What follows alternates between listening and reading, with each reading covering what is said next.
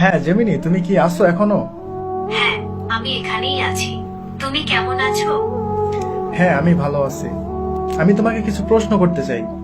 অবশ্যই জিজ্ঞাসা করো, আমি উত্তর দিতে প্রস্তুত। আচ্ছা, তুমি আমাকে বলতে পারো যে পৃথিবীর সব থেকে পুরাতন ধর্ম কোনটি, প্রাচীন ধর্ম কোনটি? পৃথিবীর প্রাচীনতম ধর্ম কোনটি তা নিয়ে ঐতিহাসিকদের মধ্যে কিছুটা বিতর্ক রয়েছে। তবে সাধারণভাবে হিন্দু ধর্মকে সব থেকে পুরনো ধর্ম মনে করা হয়। এর ইতিহাস প্রায় 4000 বছরেরও বেশি পুরনো। ও আচ্ছা, তার মানে তুমি বলতে চাচ্ছ যে হিন্দু ধর্ম 4000 বছর এমন আর কি হিন্দু ধর্ম, তাই তো? হ্যাঁ, মোটামুটি 4000 বছর আগে এই ধর্মের উৎপত্তি। আচ্ছা, তাহলে এখন বলো যে ইসলাম ধর্ম কত পুরনো, ইসলাম ধর্মের বয়স কত?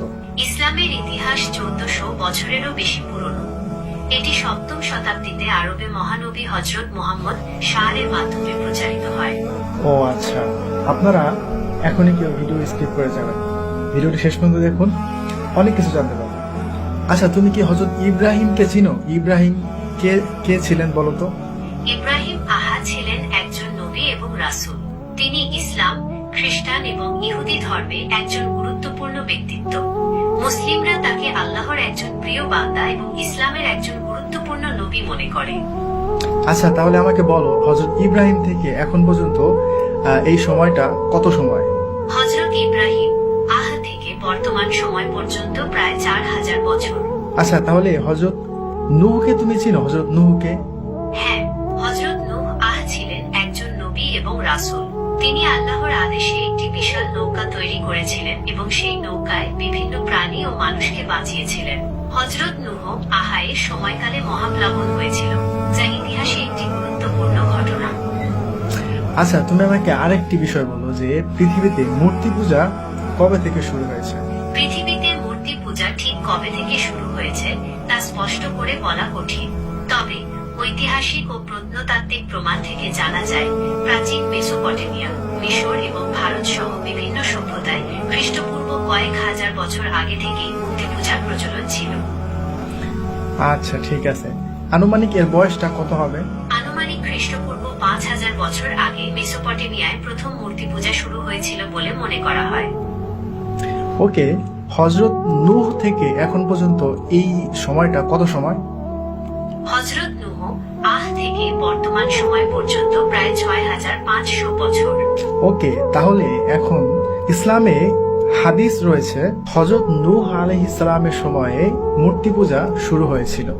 তো এখন আমরা কি মনে করতে পারি না যে ওই মূর্তি পূজাটাই মানে কালের পরিবর্তনে আস্তে আস্তে এটা মিশর এবং ভারত উপমহাদেশে চলে এসেছিল? হ্যাঁ, হযরত নূহ এর সময়কালে মূর্তি পূজা শুরু হয়েছিল এবং সময়ের সাথে সাথে এটি অন্যান্য অঞ্চলে ছড়িয়ে পড়েছিল। তাহলে এখন তুমি আমাকে আরেকটি ইনফরমেশন দাও, যেটা এমন একটা বইয়ের নাম বলো যে বইটা এখন পর্যন্ত অপরিবর্তিত, মানে ওই বইটার মানে কোনো পরিবর্তন হয় নাই, শুরুতে যেমন ছিল এখনো তেমনই রয়েছে, তবে এই বইটা একটা ধার্মিক বই।